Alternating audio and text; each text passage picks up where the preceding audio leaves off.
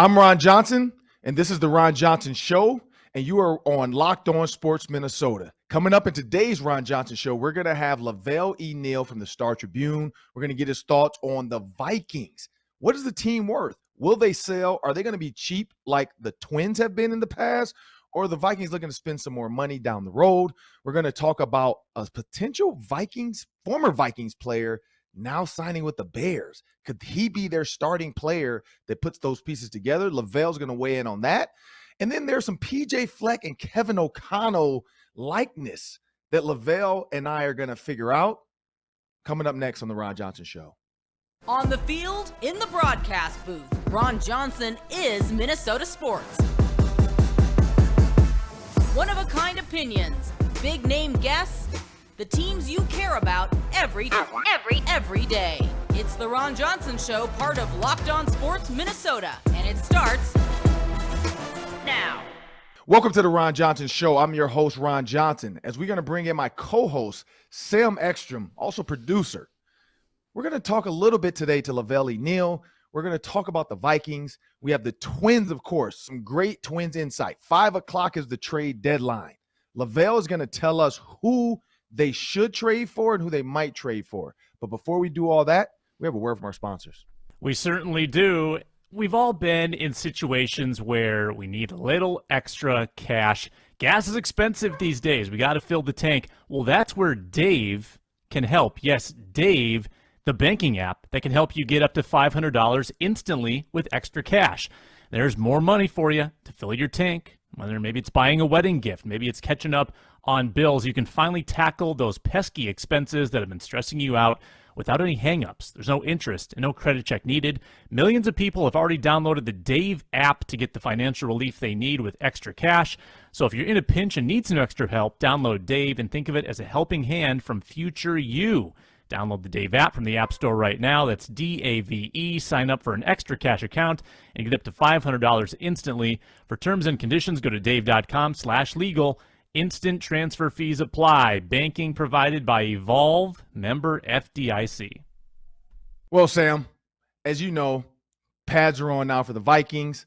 Fans are in the building. Football is in the air. I just found out that August 14th, we are 12 days away from real football. Like, it's about to happen.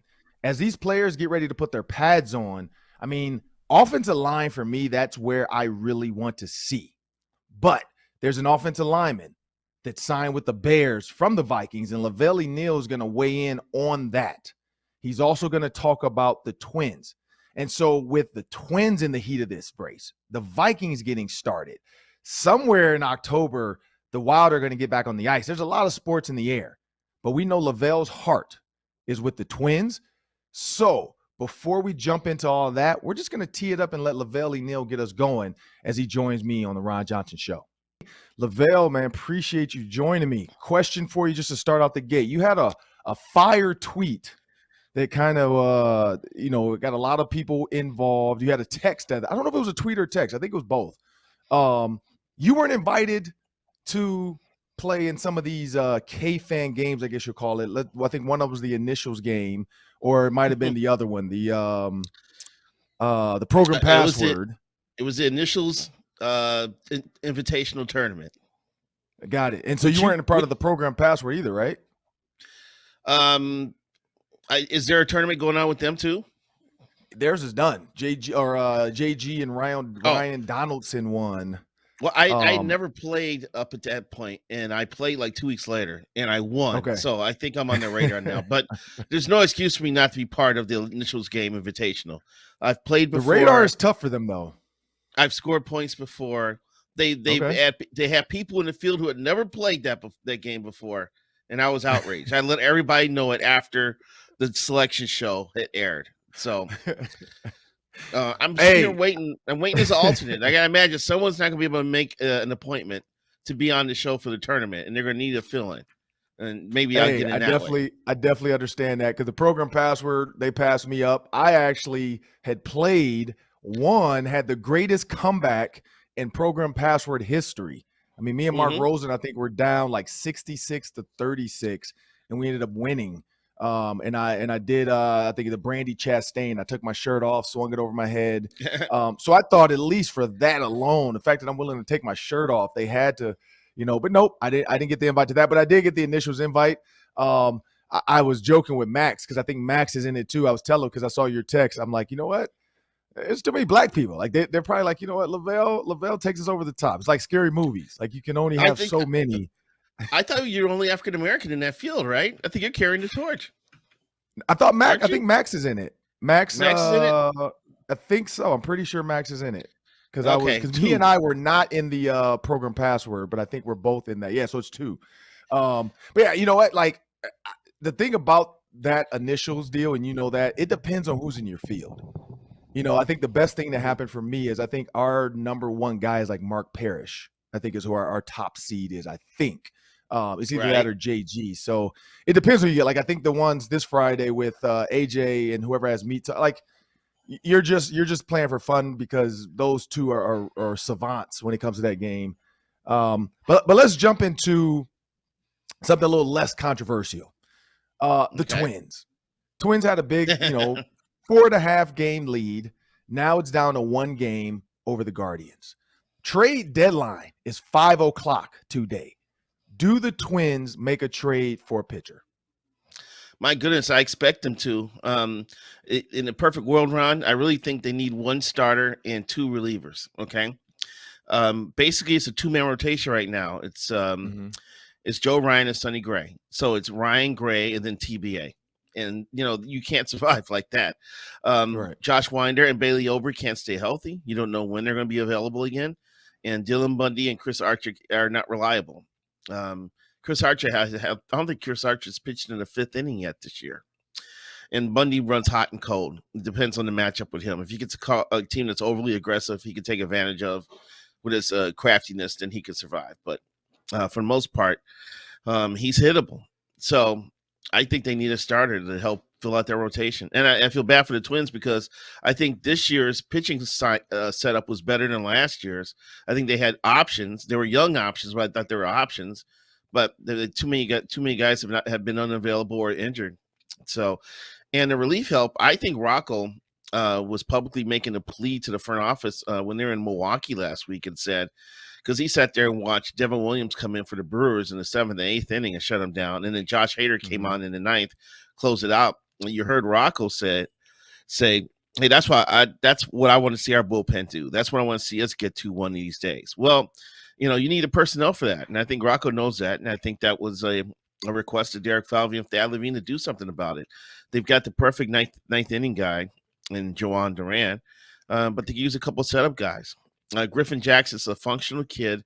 He's good for the 6th or 7th inning. I don't think he's reliable yet in the 8th inning. And he's not an overpowering guy. You get closer to the end of these games, you need to bring some funk out of that bullpen.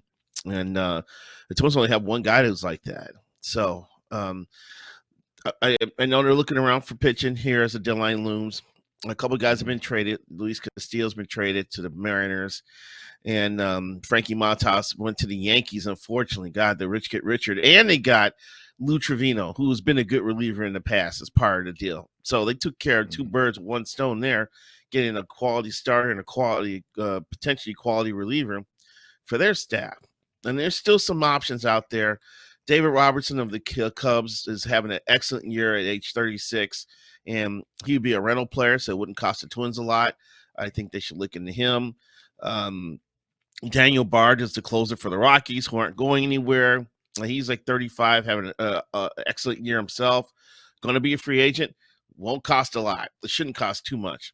I would look to bring him in. As far as a starter, the Marlins have a kid named Pablo Lopez who's really, really talented that they're getting a lot of calls on. So I'm sure the Twins are trying to find some way to upgrade that bullpen and maybe also their rotation. But if they don't do this, I don't know if they can hold off the White Sox and the Indians in the Central Division.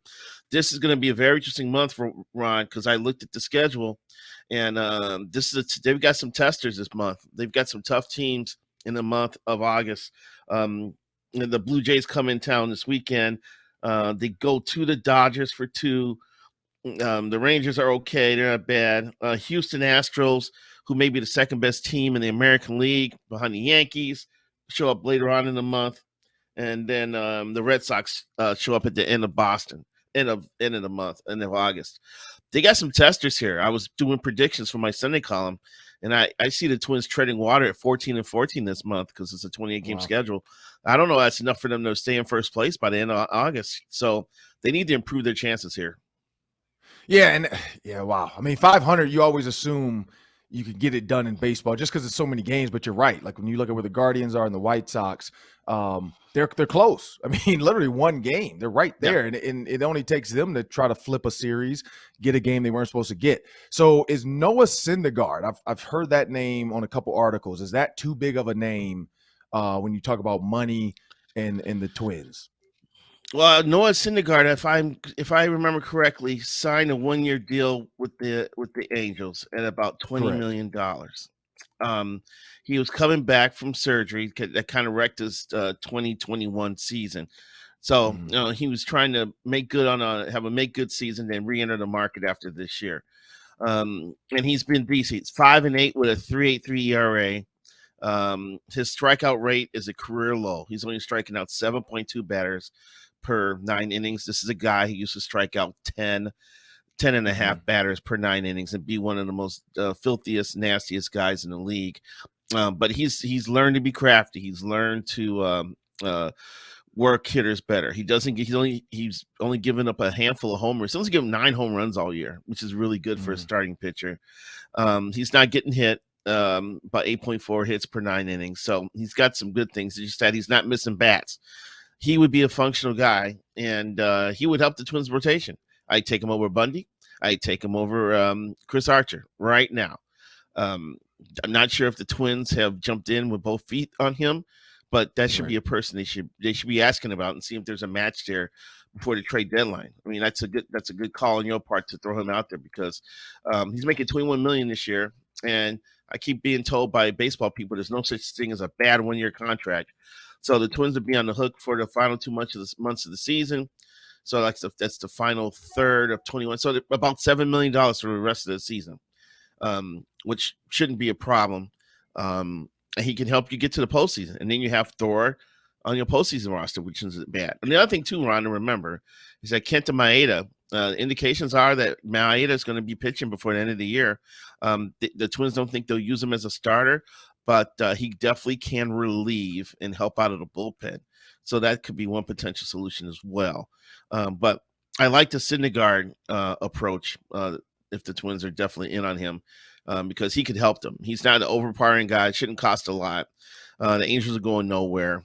And he's going to be a free agent at the end of the year. See, there's no reason why you can't find a good fit among the group of guys who are going to be free agents at the end of the season. Because it's not going to cost you a lot. The guys who are under control beyond this year, like the Frankie Montoses and the Luis Castillos, that's when you have to start worrying about giving up like top 5, top 10 prospects as the Twins go forward here. So I would not, like, if they're asking for Jose Miranda, my goodness, I would stay away from that. To me, you trade Jose Miranda if you're trying to get like a Walker Buehler back or Justin Verlander when he's age 30, or he's part of a package when you're getting a legitimate ace pitcher. I wouldn't fire off Jose Miranda for Daniel Bard or Noah Syndergaard. No way. I think that kid's gonna be a really good hitter, and he's going to help them for the next 4 or 5 years. So it's tricky. It's not easy. It's easier said than done from our standpoint and from the fan standpoint. But the Twins got to do something here because they should be up by 5 games in this division, but they blew like 5 or 6 games against the Indians, and mostly because they got a problem with the bullpen. Either the starter can't get them into the middle of the innings far enough for the bullpen to take it home from there, or when the relievers come in the 5th inning or the 6th inning, they're not getting the job done. So they gotta work with that middle inning thing to see if they get someone to go deeper into games or get someone who's more capable when they come in. Yeah, and so talking about the capability of this team, and that's all I see is mainly tweets. I watch bits and pieces here and there of the games, but the tweets, and that's where I always like to get the pulse of the team from the fans and the fans that really follow it. Like I can see a lot of guys that follow K-Fan, but they also are big Twins fans. And they absolutely, that's all you hear about is this bullpen, this bullpen, this bullpen. Here we go again. Here's another game that they've blown, or here's another, team they should beat and they can't beat. I like the Noah Syndergaard just because it's a name I know. And so I feel like that's a name that the casual fan will know and will want to buy tickets just to go see what happens. Like, is this enough of a resurgence? Maybe a team that's in the, in the race that's willing to say, hey, if you prove it now, maybe, we re-sign you. And not going to make a joke about the pockets of the owners, because we've heard that before, but they have, they went out and got Carlos Correa, so maybe it's changed. But, it's definitely not the Yankees checkbook. So we do know that. Switching gears with LaVelle E. Neal of the I see the shirt. Is it Star Tribune or is it the Pioneer Press? Star Tribune, right? Yeah. Star Tribune, baby. Right here. I don't know why I had Pioneer Press in my head. Yeah, but LaVelle E. Neal with the Star Tribune, switching gears. So here we go. Minnesota Vikings training camp. And you saw this tweet. There was a picture. Sam Ekstrom actually tweeted the picture out at Vikings training camp. Please do not post videos. We don't want to help out our opponents. We want to help our team. Do you think the Vikings are just overthinking the amount of videos being put online? Or is there something to that with all the fans and maybe even the media members like posting all these videos of like Dalvin Cook catching balls out the backfield and Kirk Cousins making a good throw? Like, do you think that there's something to that? I think they're paranoid. I think they're totally going overboard. I laughed when I saw this. I was like, you have the audacity to ask fans who you're probably charging to enter the stadium to not take video. And a lot of times it's for their own personal consumption. I rarely see fans' videos of practice stuff, get on social media. And there's probably other reasons too. Like if there's a situation, Ron, if a player is getting chewed out by a coach, maybe they don't want to see that end up on social media and further embarrass the player. They may be, they're not explaining everything that they're thinking when they do something like this. But and you're the NFL guy here. How much can a team give away at this point in training camp? They just put on pads yesterday. Okay, what stuff are they running that could be exposed to the opponent at this point in camp, Ron? That's what's baffling me about this decision to not let fans shoot videos at practice, because they're not giving away anything. True. You've been True. to camps, you know what it's like, right? I mean, the one thing I will say though, like the Panthers, I don't know if you saw the Panthers video, because of course people were making fun of Baker Mayfield, but Baker Mayfield, it looked like an all-out jailhouse blitz, but the DN like takes 3 steps up and then drops back, which is a normal blitz anyway. But I did see, I forgot the Panthers person or somebody tweeted it like, way to show our blitz. It was something like that. And so I do get that, because now if I'm a coach, maybe that's a blitz I haven't seen. I am going to watch this video because they're making fun of Baker Mayfield. And you see like, oh, okay, when they blitz this way, this DN drops off at this moment, so we can't run the hot route here. And he basically, I didn't even notice that it was a good throw until somebody, like, because I just tweeted it like, whoa, this is why you throw the ball out of bounds. And then somebody's like, no, that's a great play by the DN. Watch it again. And then I watched it. I'm like, oh, okay, I see what he did. Like he literally pushed the tackle like he was coming and then ran out. Right. So whether I don't know. I mean, it's just one of those things where you don't have an eye in the sky, so you can't see a full look of what the blitz is. From a play in the stands position, similar, you can't see the formation. The plays are pretty much, the route combinations, we know them. I do understand that, but this regime, I have seen a lot of like weird things going on, even towards me personally, about like being at practice, when you can be at practice, what you're allowed to say happened at practice and blah, blah. So I don't know. Like, I don't know where this is coming from. It does have a little PJ Fleck to it. We know PJ Fleck is really protective as well of videos being taken of his practices. And, like when they have fans indoors in the indoor facility, it says no film photography. They walk up and down the sidelines telling fans when and when they can't have their phones out. So, I don't know. And we know that's the Sean McVay. We know PJ Fleck, Sean McVay, like all, and Kevin O'Connell comes from that. So I'm guessing it's a learned behavior. It's probably not something Kevin O'Connell even thought about, but it might be a learned behavior, because the Rams are the same way and the Gophers are the same way. And the only nexus I can bring up is Sean McVay with that. And I don't know if there's a nexus behind Sean McVay with like Shanahan or something, but it's a pattern with some of these new young coaches that maybe me, even as an older guy, I didn't use the iPad and all this stuff. Maybe there is something to it where these guys are able to plug these videos from Twitter into their iPad and then it does something to add to their film. I don't know, but there's something to it. Well, it's interesting you brought that up because I've been to Golden Gopher football practice before, and I can understand PJ Fleck's reason for that. First of all, he probably doesn't want it out there, all the different kinds of wacky music they play in the background during Gopher practice. Because I don't know if you've been to practice or not. They could be playing hip hop at one point. They could be playing classical music at another, and just to aggravate the players, they'll play the fight song from whatever team they're about to play in the background. And if I was a fan, I'd be sitting there going, "Are you kidding me?" And also, the one practice I was at, the field goal kicker, he was great. I want to say he was great from the left hash, but from the right hash, when there was a little breeze, he had trouble converting field goals, and he tried 5 times and missed all 5. And Fleck had to go out and personally talk to him, about what's going on here, kid. You got to find another, aiming point here.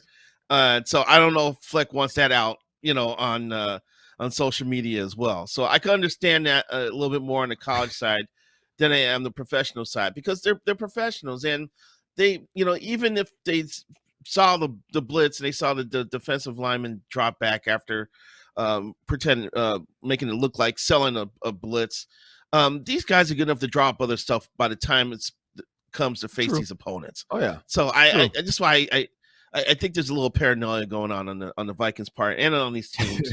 Well, we're chalking up the paranoia. Yeah, so I would try, maybe I would let fans shoot videos during a certain part of practice, or maybe stop it, although that's gonna be hard to police.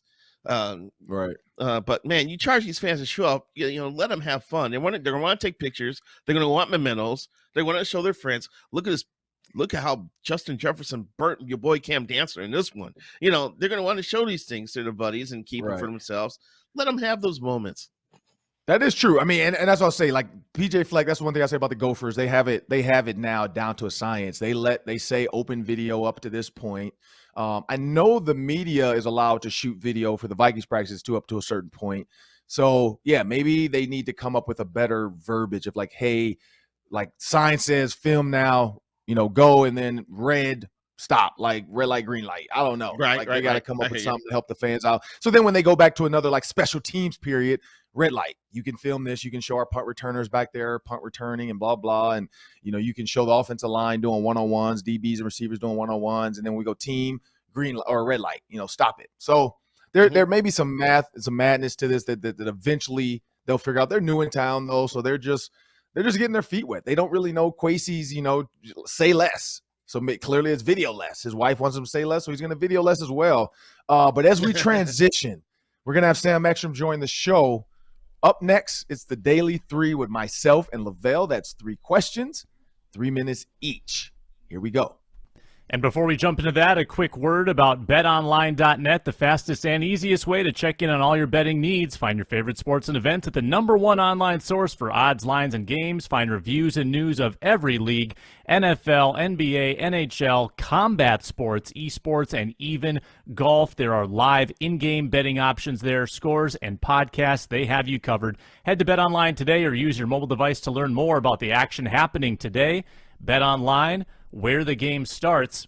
And I have a specific LaVelle E. Neal III question to begin the Daily 3. LaVelle, I feel like you should go first on this. The Chicago Bears have signed Riley Reiff to a pretty nice 1-year deal to be one of their tackles. Your thoughts on the Chicago Bears' late summer acquisition? Well, the Bears' offensive line is going to be a work in progress this year. It's going to be a weird season overall for Chicago, okay? They're not really trying to win and didn't try to make splashy free agent signings.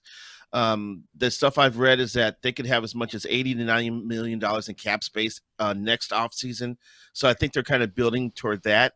But right now they're trying to stabilize this O-line. And Riley Reiff is a capable starting offensive lineman. I'm not saying he's elite. I'm not saying he's above average. He's capable. And that's better than what the Bears had. And Larry Borom, Borum and Tevin Jenkins. In fact, if you've been following Chicago, the Bears in camp so far, they're actually talking about trading Tevin Jenkins. I don't know what the kid did. He's been there just over a year. He had to have back surgery last year after joining the Bears, which was a red flag. And there's some suggestion here that there's stuff going on behind the scenes that have turned the Bears off on Tevin Jenkins. So they're looking to move him to see if they can get a pick in return for him.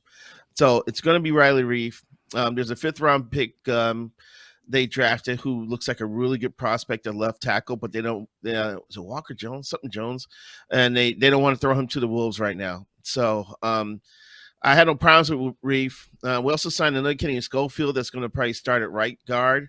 That was been a glaring hole of concern here. So this offensive line is going to be, like I said, it's going to be a work in progress, man. Trying to get a unit that's cohesive and that can block for David Montgomery and protect Justin Fields. Lucas Patrick, I want to say his first name is Lucas. We signed him from the Green Bay Packers to be our center, and he broke down in camp last week. So they may have to move Cody Whitehair over to center. Then now you need a left guard. So a lot of moving parts right now with the Bears for a team who I can't see winning more than 6 games this year, just because of the lack of talent on that roster. Yeah, and that's what I'll say to the Riley Reef signing. I mean, Riley Reef had flashes of goodness. Not greatness, but goodness. He was good at times. He was solid. But I do like the Vikings tackles over what Reef can do now. And so the fact that the Bears got him, I mean, I know that they're bringing them in as a piece. Their offensive line as a whole, I know they were releasing another, offensive lineman. And so I think that's just the biggest question mark is with this new offense, Justin Fields, can they protect him?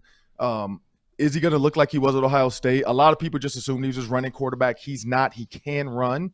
And so you have to find an offensive line that can give him time. You watch the Ohio State games. He had a ton of time, and I think that's the biggest difference with the NFL is he made the comment too soon about it, seeming a little slower than he thought it was going to be, and then all hell broke loose. So good luck to Justin Fields. But I think that they're going to need to find a line, and maybe Reef is a part of it. He's not a mobile type of tackle that can give him more time. Yeah, and LaVelle Dakota Dozier didn't work out either. That was another ex-Viking the Bears tried out. You get worried when the ex-Vikings linemen get involved here. yeah, that is a major concern. Bill Russell had so many rings that he was wearing them on his toes. 11 NBA championships. He passed away at the age of 88 2 days ago. Just curious on both of your thoughts on Russell's legacy as a winner, as a human being. Ron, you can start us off. This is what I'll say about Bill Russell. I think for sure he's one of the best players ever, definitely. As a guy that never really saw him play. So I equate it to Michael Jordan. Michael Jordan to these young kids now, they've never seen Michael Jordan play, so they're just going off of what we say. Unless they pull up video, because there are a lot of YouTube things. There's a lot. But when you watch the speed of the game that Jordan played versus speed of the game now, it is a lot different. That's why guys like John Morant say dumb stuff. And then when you look at Bill Russell, though, I just saw the highlight of him going coast to coast, finger rolling it, jumping over a guy. One, he looks extremely fast. So how slow were those other guys? But also you can see his speed, though, regardless how slow those guys were, his athleticism, things within the game that he couldn't do back then, like just completely dunk on guys, hang on the rim, rims that were forgiving, no three-point line. I guarantee with his athletic ability, he would have been able to create some type of long jumper, but it was pointless back then because it's like I can shoot from half court and get a 2, so why not just go to the lane and get a 2? And so the things that Bill Russell did athletically, he is he goes over different eras. Like he can go over any generation and he can get it done because he's better than a lot of big men right now in the NBA. Not a lot, all of them pretty much. I mean, his speed, his athleticism. So, definitely going to be missed in this game, going to be talked about a bunch, similar to Kobe Bryant. But yeah, that was a tough one for me. Yeah, it was too. And yeah, you're right about, it was the Kobe generation. Had no idea who Michael Jordan was or what type of player he was. And of course, I grew up idolizing Jordan and knowing how he could take over a game. The things I learned about Russell is based on highlights I've seen and things I've seen on YouTube and things I've read, because I was a nerd as a kid and I read all the time. So I used to read about Bill Russell. I knew that the Russell Chamberlain, matchups were epic battles between two colossus of the game whenever they met each other.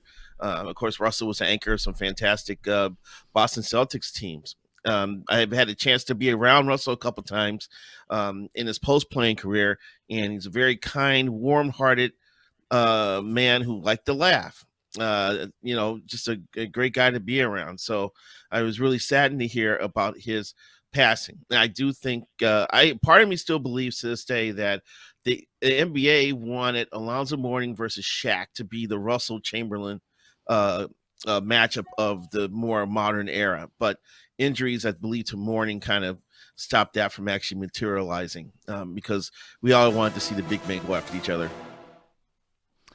Last one, guys. The Minnesota Vikings were valuated, I should say, at $3.72 billion by Sportico. By the way, that's the 18th highest value. The Cowboys are up over $7 billion. The Vikings are half of that. But at $3.72 billion, the Wilfs have exceeded what they paid times 6. They paid $600 million. It's now $3.7 billion. Gentlemen, will the Wilfs ever sell this team, or is this a family-owned Vikings team by the Wilfs until the NFL no longer exists? Ron, I'll let you start. I'd say this is a Wilf family. Like they're going to pass this down generation to generation. The only way and they are real estate guys, real estate moguls. So the only way I see them actually selling, and this is probably 20 years from now, 30 years even, dad's gone, son took over, but maybe doesn't want to do it anymore. League has changed. Who knows what's going on? That's the only way, because this doesn't seem like a family that's going to end up in a scandal and be forced to sell the team. When you think about that valuation, you have now cash that you can leverage within your ownership group, within your other, partners within your ownership group. 600 million, and now 3.72 billion. That just means there's a lot more coming. I mean, they're going to build. We already know they're building apartments and houses on that land they have with TCO now. So I don't see them ever moving out of that. Why? I mean, that's a lot of money. Ron, I totally agree with you. I think you hit it right on the head. The Wilf family, their forte is development, and they saw the ownership of sports teams as a vehicle to fuel development and building mixed-use facilities and building hotels and building all the bells and whistles that go around a sports stadium. I think that's what Ziggy Wilf bought. That's why he bought the team from Red McCombs for $600 million. I wonder how Red feels about that sale today. From his end, but you see what's going on over there in Eagan. I live next door in River Grove Heights, so I've watched the construction. It's almost going to be a mini Times Square eventually. They got the Omni Hotel there. They're building apartments. They're building a couple other things too. Just a massive amount of land for them to develop on. The Wolves also have purchased the Orlando City team of MLS, and they're going to do the same thing down in Orlando. They got a soccer team down there now. It's weird because I was told about 10, 12 years ago when before Minnesota United got approved for MLS that the Wolves wanted a team, but MLS did not trust the Wolf family. But now I don't know what's happened in the last 10 years, but now it's okay. So now the Wolves now own the Orlando team, and trust me, they're going to look at development opportunities surrounding that facility there in Orlando, which is a cool place to own property in. So they're still growing. They're still adding. I wouldn't be surprised if they try to buy other sports franchises in other sports here. So they're just getting started, I think. Yeah, the funny thing was people were joking like they should buy the Timberwolves, but we saw where that went, Mark Laurie and A-Rod. But, hey, with ownership comes privilege, and that's you hit it. That's why you do it. When you say I'm the owner of the Minnesota Vikings, people want to do business with you. Like now his real estate stuff is just like, hey, I want to be on that facility. We saw how many people show up to training camp. That was a huge get for them. And now you're going to see fans coming up because COVID's done. They kind of struggled a little bit because they built it and they couldn't occupy it. Now they can occupy these places. They're going to have fans coming up, staying for a couple days, unless they're like, hey, I wanted to come and shoot video, so I'm not staying in your hotel until I can shoot video. Hey, be aware. Be aware if you're staying at that hotel, because old fashions are $19 at the hotel, man, and they're not cheap. Oh man, that's I found out. What's in? I found out is it like gold? Is it gold flex in there or something, or what's in there? No, it's not that quite. It's nice. It's new. They have a highly regarded restaurant in there. I guess the chef's like from a popular restaurant elsewhere in town. So, yeah, if you're visiting, be prepared, because that football stadium they built gets a lot of play. High school games are played there. It was a home for the Minnesota Aurora women's team this past summer. So once again, the Wolves are making their facility the center of attention. And that I have to stop in. I know somebody's taking me over there for the we got a couple games. I just had our conference call yesterday with the Vikings. So we got our schedule. The 14th is going to be our first show. We're also doing one on the 25th, and then we got some other stuff going on. So maybe one of those late nights I'm there, I might have to stop in and grab an old fashioned. See if they'll give me a LaVelle E discount. I'll have to show them this podcast and say, hey, I know LaVelle. I need a discount. I don't know. Would that work? My discount looked more like an upcharge, I thought. They saw money coming in the door. They're like, hey, he's willing to pay $19 and get that other menu out. But that'll do it for the Ron Johnson Show today. I want to thank LaVelle E for joining me, Sam Ekstrom for producing. We got Matt back in the studio working everything for us. Those that continue to subscribe, watch on YouTube, and download, please. Thank you. This is Locked On Sports Minnesota. There's the Ron Johnson Show, and have a great day.